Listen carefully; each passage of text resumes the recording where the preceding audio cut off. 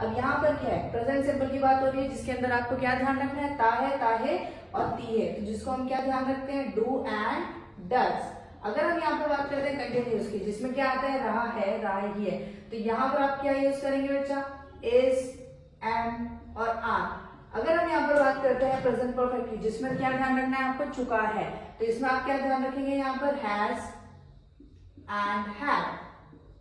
Next आता है यहाँ पर प्रेजेंट परफेक्ट कंटिन्यूअस, जिसके अंदर आपको क्या ध्यान रखना है, हैज एंड हैव के साथ में आपको बीइंग का ध्यान रखना है। नेक्स्ट आता है पास्ट, जिसमें ता थे ता थी, राइट, तो इसमें आपको किस चीज का ध्यान रखना है, डिड का। नेक्स्ट आता है पास्ट कंटिन्यूअस का, जिसमें रहा था, जिसमें आपको क्या ध्यान रखना है, वॉज एंड वर का। नेक्स्ट आता है पास्ट परफेक्ट का, जिसके अंदर आपको ध्यान रखना है, हैड का। नेक्स्ट आता है यहाँ पर पास्ट परफेक्ट कंटिन्यूअस, रहा था, जिसमें आपको क्या ध्यान रखना है, हैड के साथ में बीइंग का ध्यान रखना है।